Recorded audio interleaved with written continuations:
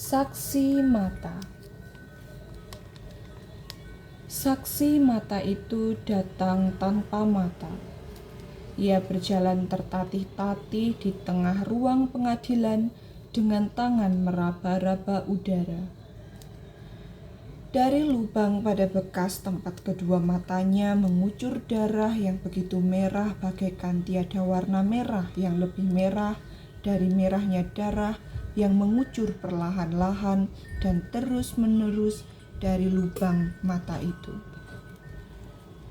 Darah membasahi pipinya, membasahi bajunya, membasahi celananya, membasahi sepatunya dan mengalir perlahan-lahan di lantai ruang pengadilan yang sebetulnya sudah dipel bersih-bersih dengan karbol yang baunya bahkan masih tercium oleh para pengunjung yang kini menjadi gempar dan berteriak-teriak dengan emosi meluap-luap, sementara para wartawan yang selalu menanggapi peristiwa menggemparkan dengan penuh gairah segera memotret saksi mata itu dari segala sudut sampai menungging-nungging sehingga lampu kilat yang berkeredap membuat suasana makin panas.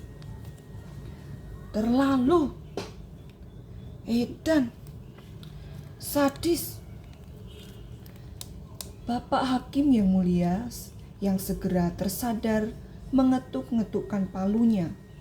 Dengan sisa wibawa yang masih ada, ia mencoba menenangkan keadaan. Tenang, saudara Sarah, tenang. Siapa yang mengganggu jalannya pengadilan akan saya usir keluar ruangan. Syukurlah para hadirin bisa ditenangkan. Mereka juga ingin segera tahu apa yang sebenarnya telah terjadi.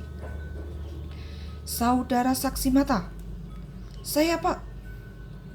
Di mana mata saudara? Diambil orang Pak. Diambil? Saya Pak. Maksudnya dioperasi? Bukan Pak. Diambil pakai sendok. Hah? Pakai sendok? Kenapa? Saya tidak tahu kenapa Pak. Tapi katanya mau dibikin tengkleng. Dibikin tengkleng? Terlalu. Siapa yang bilang? Yang mengambil mata saya, Pak. Tentu saja, bego. Maksud saya, siapa yang mengambil mata saudara pakai sendok? Dia tidak bilang siapa namanya, Pak. Saudara tidak tanya, bego. Tidak, Pak. Dengar baik-baik, bego. Maksud saya, seperti apa rupa orang itu? Sebelum mata saudara diambil dengan sendok yang katanya untuk dibuat tengkleng atau campuran sop kambing barangkali. Mata saudara masih ada di tempatnya kan? Saya Pak. Jadi saudara melihat seperti apa orangnya kan? Saya Pak. Coba ceritakan apa yang dilihat mata saudara yang sekarang mungkin sudah dimakan para penggemar tengkleng itu. Saksi mata itu diam sejenak. Segenap pengunjung di ruang pengadilan menahan nafas. Ada beberapa orang, Pak. Berapa? 5, Pak. Seperti apa mereka? Saya tidak sempat meneliti, Pak. Habis mata saya keburu diambil sih. Masih ingat pakaiannya barangkali? Yang jelas mereka berseragam, Pak. Ruang pengadilan jadi riuh kembali seperti dengungan 1000 lebah. Hakim mengetuk-ngetukkan palunya. Suara lebah menghilang. Seragam tentara maksudnya? Bukan Pak, polisi. Bukan juga Pak. Hansip barangkali? Itu loh Pak, yang hitam-hitam seperti film. Mukanya ditutupi. Iya Pak, cuma kelihatan matanya. Saya tahu. Ninja kan? Nah, itu Pak, ninja. Mereka itulah yang mengambil mata saya dengan sendok. Laki-laki hadirin ribut dan saling bergunjing seperti warung kopi. Laki-laki Bapak Hakim yang mulia mesti mengetuk-ngetukkan palu supaya orang banyak itu menjadi tenang. Darah masih menetes perlahan-lahan, tapi terus-menerus dari lubang hitam bekas mata saksi mata yang berdiri seperti patung di ruang pengadilan. Darah mengalir di lantai ruang pengadilan yang sudah dipel dengan karbol. Darah mengalir memenuhi ruang pengadilan sampai luber melewati pintu menuruni tangga sampai ke halaman. Tapi orang-orang tidak melihatnya. Saudara saksi mata, saya Pak, ngomong-ngomong, kenapa saudara diam saja ketika mata saudara diambil dengan sendok? Mereka berlima Pak. Saudara kan bisa berteriak-teriak atau melempar barang apa saja di dekat saudara atau ngapain kayak supaya tetangga mendengar dan menolong saudara. Rumah saudara kan di gang kumuh. Orang berbisik di sebelah rumah saja kedengeran. Tapi kenapa saudara diam saja? Habis terjadinya dalam mimpi sih Pak. Orang-orang tertawa. Hakim mengetuk lagi dengan marah. Coba tenang sedikit. Ini ruang pengadilan, bukan Sri Mulat. Ruang pengadilan itu terasa sumpek. Orang-orang berkeringat, namun mereka tak mau beranjak. Darah di halaman mengalir sampai ke tempat parkir. Hakim meneruskan pertanyaannya. Saudara saksi mata, tadi mengatakan terjadi di dalam mimpi. Apa maksud saudara kejadiannya begitu cepat sampai seperti dalam mimpi? Bukan Pak, bukan seperti mimpi, tapi memang terjadinya dalam mimpi. Itu sebabnya saya diam saja ketika mereka mau menyendok mata saya. Saudara serius? Jangan main-main ya. Nanti saudara harus mengucapkannya di bawah sumpah. Sungguh mati saya serius Pak. Saya diam karena saya pikir toh terjadinya cuma dalam mimpi. Saya bahkan ketawa-ketawa Pak waktu mereka bilang mau dibikin tengkleng. Jadi menurut saudara saksi mata, segenap pengambilan mata itu hanya terjadi dalam mimpi. Bukan hanya menurut saya Pak, memang terjadinya di dalam mimpi. Saudara kan bisa saja gila. Loh, ini bisa dibuktikan Pak. Banyak saksi yang tahu kalau sepanjang malam saya cuma tidur Pak. Dan selama tidur tidak ada orang yang mengganggu saya Pak.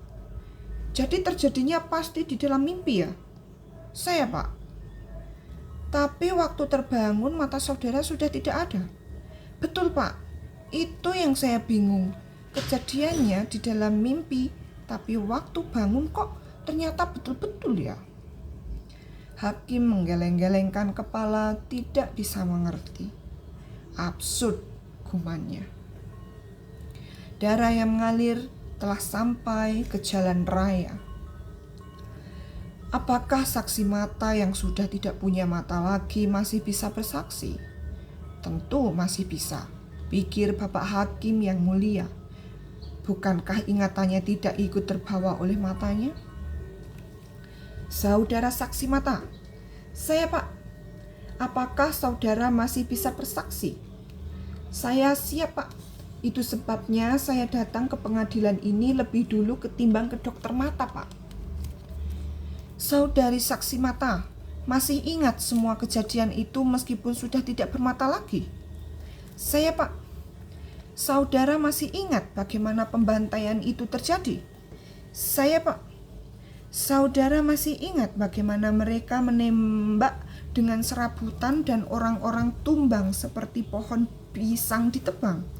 Saya Pak, saudara masih ingat bagaimana darah mengalir, orang mengerang, dan mereka yang masih setengah mati ditusuk dengan pisau sampai mati? Saya Pak, ingatlah semua itu baik-baik, karena meskipun banyak saksi mata, tidak ada satupun yang bersedia menjadi saksi di pengadilan kecuali saudara. Saya Pak, sekali lagi, apakah saudara saksi mata masih bersedia bersaksi? Saya, Pak. Kenapa? Demi keadilan dan kebenaran, Pak. Ruang pengadilan jadi gemuruh. Semua orang bertepuk tangan, termasuk jasa dan pembela. Banyak yang bersorak-sorak. Beberapa orang mulai meneriakkan yel-yel. Bapak Hakim yang mulia segera mengetukkan palu wasiatnya. "Hus, jangan kampanye di sini," ia berkata dengan tegas. "Sidang hari ini ditunda, dimulai lagi besok untuk mendengar kesaksian saudara saksi mata yang sudah tidak punya mata lagi." Dengan sisa semangat sekali lagi ia ketukkan palu, tetapi palu itu patah. Orang-orang tertawa. Para wartawan yang terpaksa menulis berita kecil karena tidak kuasa menulis berita besar cepat-cepat memotretnya. Klik, klik, klik, klik. Bapak Hakim yang mulia diabadikan dengan memegang palu yang patah. Dalam perjalanan pulang, Bapak Hakim yang mulia berkata kepada sopirnya, "Bayangkanlah betapa seseorang harus kehilangan kedua matanya demi keadilan dan kebenaran. Tidakkah aku sebagai hamba hukum mestinya berkorban lebih besar lagi?" Sopir itu ingin menjawab dengan sesuatu yang menghilangkan rasa bersalah, semacam kalimat keadilan tidak buta. Namun Bapak Hakim yang mulia telah tertidur dalam kemacetan jalanan yang menjengkelkan. Darah masih mengalir perlahan-lahan tapi terus-menerus sepanjang jalan raya sampai kota itu banjir darah. Darah membasahi segenap pelosok kota, bahkan merayapi gedung-gedung bertingkat sampai tiada lagi tempat yang tidak menjadi merah karena darah. Namun ajaibnya, tiada seorang pun melihatnya. Ketika hari sudah menjadi malam, saksi mata yang sudah tidak bermata itu berdoa sebelum tidur. Ia berdoa agar kehidupan di dunia yang fana ini baik-baik saja adanya, agar segala sesuatu berjalan dengan mulus dan semua orang berbahagia. Pada waktu tidur, lagi-lagi ia bermimpi. 5 orang berseragam ninja mencabut lidahnya. Kali ini menggunakan catut. Jakarta, 4 Maret 1992.